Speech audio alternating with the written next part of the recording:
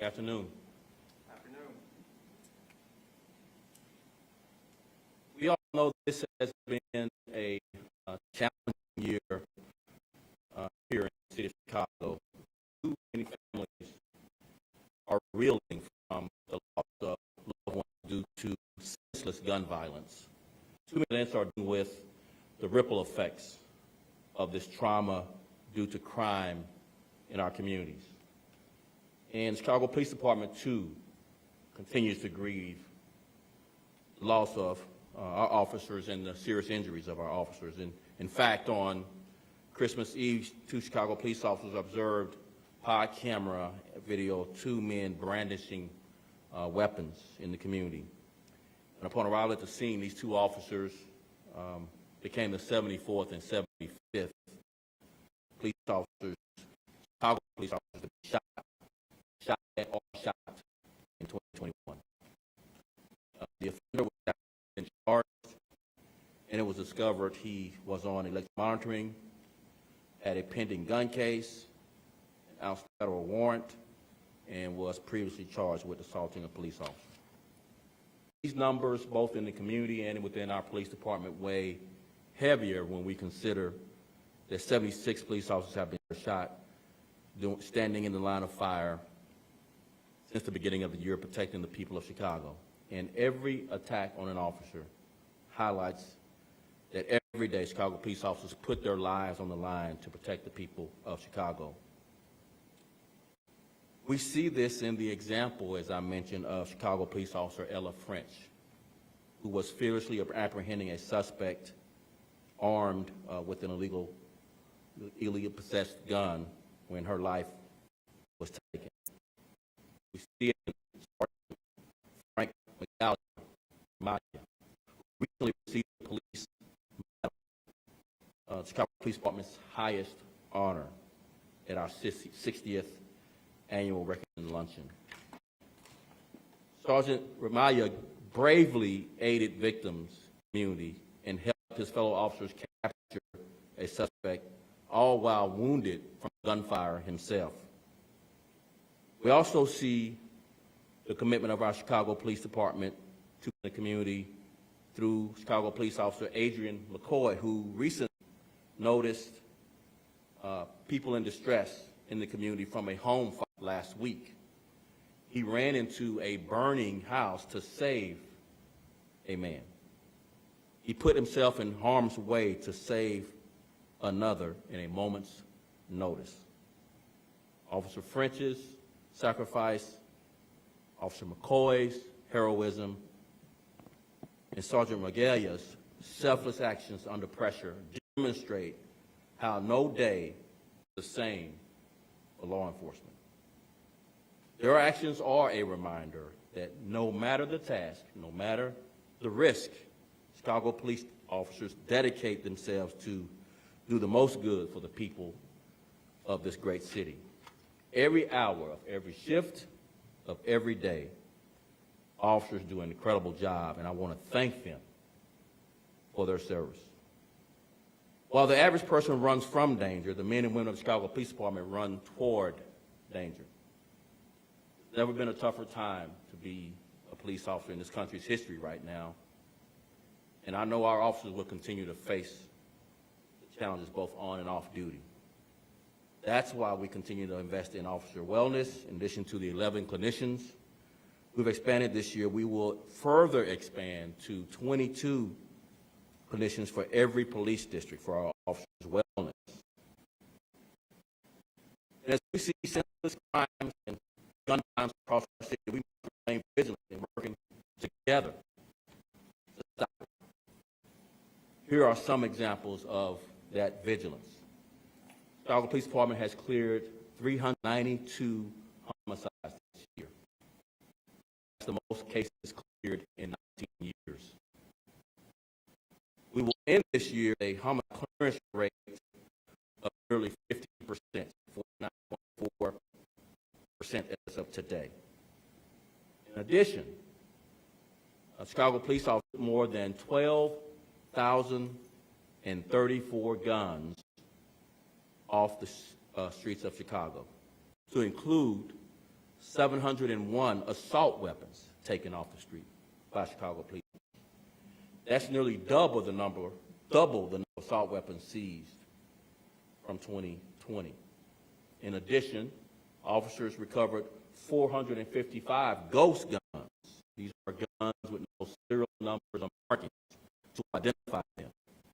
That's a 71% increase from the 30 ghost guns just in 2020.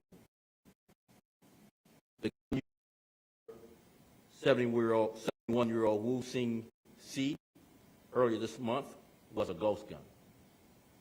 Each gun recovered by a Chicago police officer is a potential deadly force encounter and a potential life saved.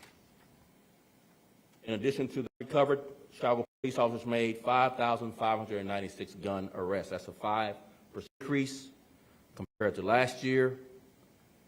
Because of the influx of guns in our city, we established a gun investigations team in the summer of 2021, which conducts long-term investigations to stop the pipeline of guns coming to Chicago. If we're able to stop the pipeline of these firearms from getting into the hands of dangerous people, we're able to stop more potential encounters from happening. CPD also seized $25 million in U.S. currency and almost $500 million in street value narcotics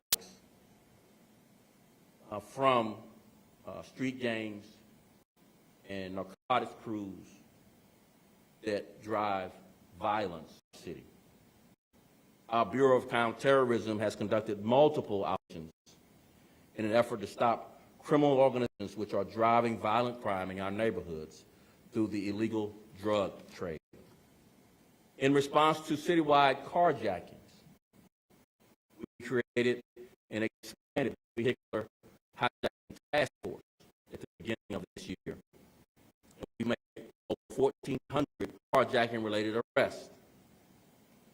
In the category of vehicular hijacking, our arrests increased at 40% over last year. The Chicago Police Department continues to work beside all of our law enforcement partners, to include federal, state, and other local, as well as the mayor's offices and other departments. And we recognize that there are many factors that contribute to the decisions leading to crime and violence. So we remain committed to engaging diverse communities and organizations to reach our youth and others and identify comprehensive strategies for reducing violence in our neighborhoods. This year, we expanded our neighborhood policing initiative to 10 districts. This program, the Neighborhood Policing Initiative, aims to build relationships and trust within the communities we serve. It helps us solve problems our residents are experiencing in their neighborhoods before these issues can escalate. We've also expanded a narcotics arrest diversion program to all 22 of our police districts. Our diversion program, our narcotics arrest diversion program, is the largest diversion program of its kind in the country and directs individuals struggling with substance abuse issues into treatment rather than the criminal justice system. We are doing the work required for true transformational reform. In the independent monitoring team's fourth semi-annual report released earlier this year, the IMT determined Chicago Police Department has some level of compliance in 266 paragraphs of the consent decree. This is the highest number of paragraphs achieving some level of compliance after the 2-year mark compared to any other American city that has undergone a consent decree. During this period, we also received preliminary compliance in our full suite of use of force policies for the first time. And we increased our mandatory annual training for every officer on this department from 0 training required just 2 years ago to 40 hours required for every officer this year. That's from 0 just 2 years ago to hours for every officer this year. I want to encourage every resident to work with us in making our city safer. If anyone has any information regarding any crimes, please contact the police. Residents can use our tip line, as you see our poster board here, and remain totally anonymous by calling 833-408-0069. Rewards up to $5,000 are available for any tips leading to gun trafficking charges or convictions. Tips leading to homicide charges or convictions can be rewarded up to $15,000. Again, our anonymous tip line number is 833-408-0069. We must remember our safety, all of our safety, depends on all of our efforts. A safer Chicago will come from every Chicagoan getting involved. Looking toward 2022, Chicago Police Department remains steadfast in our goals to do more to protect the people of Chicago. And we must do more, and we will do more. The department is also maintaining a precision focus, investigating and arresting gang members and illegal narcotic crews tied to criminal networks driving violence in Chicago. We must carry on the momentum prosecuting these crimes and coordinating resources at all levels from local, state, to federal. We are also increasing the ranks of our homicide investigators and reducing their caseloads so that we can improve our clearance rates even further than this year. We are expanding in a comprehensive plan all of our pod video and license plate reader technology throughout the city of Chicago, placed throughout the neighborhoods and freeway ingress and egress and our retail corridors. We know support like this would make and be the difference, especially when paired with active community policing. There will be more officers on the street, not just in patrol cars or behind desks, to interact with all Chicagoans. We want to build on positive interactions between the community and law enforcement. This year, in 2021, our officers had over 500,000 positive community interactions that we measured in engagements with our community. Our goal for 2022 is to have 1.5 million positive interactions and engagements with people in the community.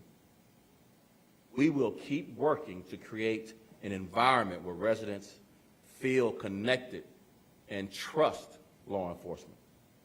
So we are in lockstep with the city's Community Safety Coordination Center, that's CSCC, Community Safety Coordination Center. We are implementing year-round deployments in collaboration with CSCC, using a whole-of-government public health approach to public safety that includes wraparound services, jobs, affordable housing, health care to include quality mental health care, and drug treatment for people of our community. We also have a newly formed, dedicated recruiting team to fill our vacancies within the department. And in a short time, the 6 months they've been on the ground working, we have 7,221 applicants to be police officers here in the Chicago Police Department. Our goal for 2022 is to bring in at least 14,000 applicants. So we're hiring. We're hiring. We also continue to focus on our officer wellness. As I mentioned before, we want to add 2 new locations for off-site services for our officers and their families.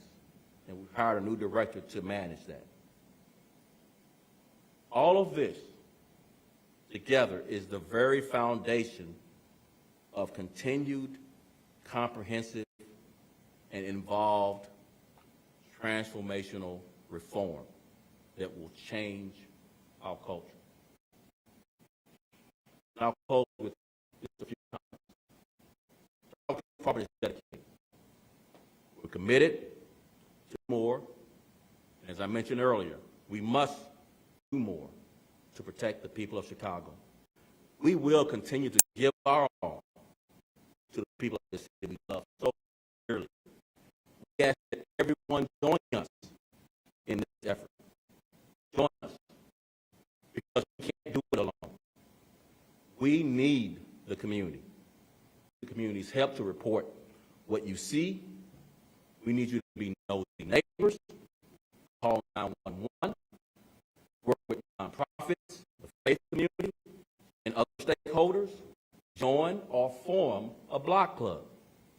Attend your police beat meetings. Coach, tutor, or mentor a young person. Everyone has a role to play in our public safety.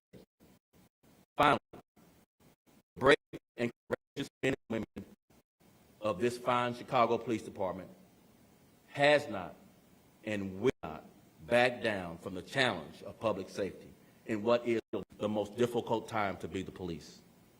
And we will do all we can to strive to make the city of Chicago safer every day and on every police shift.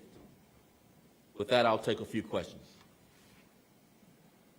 Madeline Buckley from the Tribune. How many homicide detectives are there now, and how many are you planning to add next year? We're right at 1,100. We're planning to add 1,300. We have promoted 100, so we're close. We'll do another round of promotions to detectives to get to that 1,300 number in Q1 of next year, in the first quarter of next year. Yes. Oh, let me follow up with this. So the goal is to be at the standard for case per detective to help us be able to improve our clearance rates beyond what is 50% now. So if we can get our case per detective to 3.5 cases per detective, we will be well on our way to the standard across the country of case per detective to help us manage what is a very, very challenging caseload.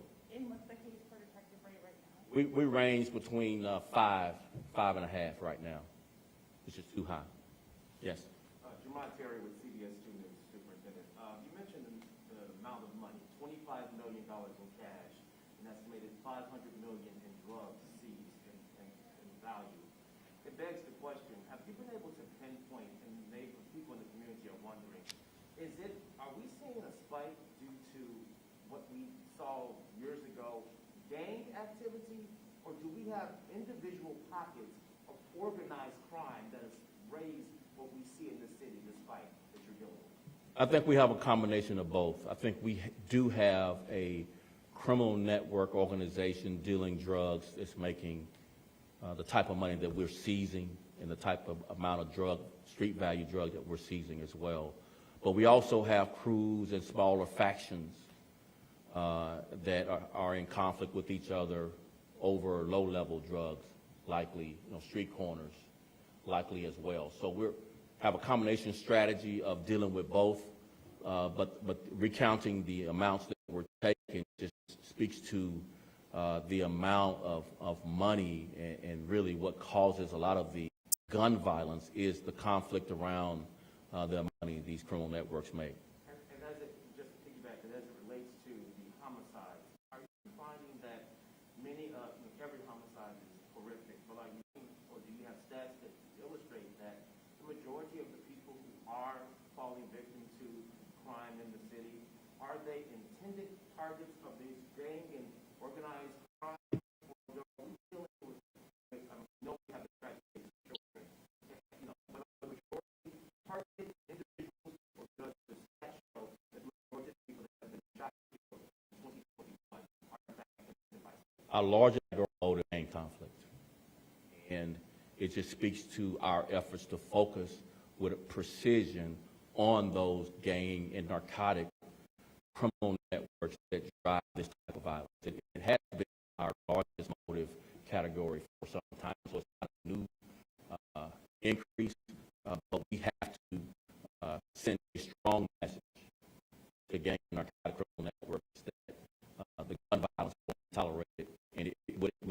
means we have to have significant serious consequences. We work with our state's attorney and our federal partners to ensure the cases are brought forth. But we have a very aggressive goal of increasing and improving our case filings on these gang and criminal networks that drive our violence. Yes. Hillary with WGN. So in terms of the New Year's Eve weekend coming up Friday, obviously we're on Saturday, in New York City, a number of officers have called off due to COVID, and so officers who typically work Friday and Saturday been called in to work. I'm just curious, what is the plan for Chicago? Are we any similar trends like New York City? We, like the rest of the country and really the rest of the city, we're seeing a spike in COVID-positive cases within our department. We're managing around that. Of course, number one, if we encourage officers, if you're not feeling well, stay home. We encourage them to do that. We encourage them to be vaccinated. As you know, we've been on a couple of months long, about vaccinations, and hopefully we'll have an arbiter decide on the mandate on vaccines. We had already canceled our days. We did a briefing on this yesterday. We had already canceled our officer days also. We can have adequate staffing all across our city, not just downtown, but focused on our retail corridors, our neighborhoods, our violent areas, et cetera, so on our CTA platforms as well, so that we could have a safe holiday season, and particularly a safe New Year's Eve and New Year's Day. And one more question. In terms of the anonymous tips, I'm just curious, are there any statistics that allude to how many tips like this actually lead to arrest? We've had some come in. We haven't had that special case to come forward we want to share at this point. The point, though, is you will remain anonymous. That is a significant issue for people who likely are witnesses to homicide and or gun trafficking, that they are assured that when they call in and give us that tip, that you will remain anonymous, that we won't talk about you to the public or within our organization, so that someone will find out that you gave us that information. So we're still in the infancy of this. If we need to raise the rewards, we will, but it's what we're hearing, what we're from our tip lines right now. We are encouraged. Any other questions? Let's talk about this. It's been a tough year for anyone living in the city, but as you talk about expanding the wellness of your officers, the treatment that they need, what have you really heard from your officers, Superintendent, regarding the strains of this job during this year as they are continually going out there? Can you talk about that? We've heard consistently for 2 years how difficult it is to do this job from our officers. We've heard the highs and lows of morale. We've heard the fatigue. We've heard the frustration of the hypercriticism of the profession, the defund the police, the abolish the police. We've heard all of that. And yet, our officers this year, and it was the high point metrics that I like regarding what effects does it really have on them doing the job. They've recovered more guns than they ever have in the history of this city. No other generation of cops recovered more than 12,000 guns in this city's history. And during the most difficult time to be the police, they're doing things, and we're in a gun violence crisis. So taking guns off the street is the top line metric that we have to continue to focus on, and they have done an extraordinary job with the most dangerous thing to do is take a gun off a person who is carrying it illegally, likely has a violent criminal history. About 35% of our arrests for illegal gun possession have a violent criminal history. This is a very dangerous thing to do, and they get better than they ever have this year. So just to their ability to push through their feelings about morale, et cetera, and still be dedicated to the people of Chicago and doing all they can to protect them. And to that person sitting at home, maybe watching, and they hear you say you have recovered a large amount of guns, there's always a naysayer that's going to say, well, you still feel as if the guns are recovered after the crime happened. People are going to look at your 2022 strategies and say, Superintendent, this appears to be not good enough. There's always someone that's going to say, we feel as if you're still being reactive, not being effective. What do you say to the Ms. Johnson on the block, the person who is simply fed up and feels as if you and your We're being proactive.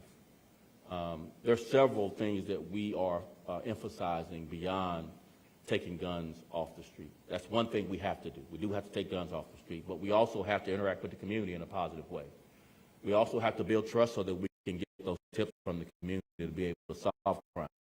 You take people off the street and charge them with murder, that's someone who can't hurt anyone else if they're kept in jail, if those charges get a conviction. So it's no small thing to talk about building trust, positive interactions with the public. 1.5 million goal up from what we did this year, which is 500,000 positive interactions. People who you can build trust with, to include young people that will now see you as part of the community. And once people see you as part of the community, this is all the proactive things you can do to help solve and prevent crime, because people now tell you what they see. And on this question, I would also add, and we need the community to be part of this solution of proactive policing. That the proactiveness of policing is that connection to the community, where you get those tips and you get that information to help you prevent a crime, rather than just reacting by making an arrest. The crime happens. Thank you guys very much. Thank you all. Appreciate it. Happy New Year to you.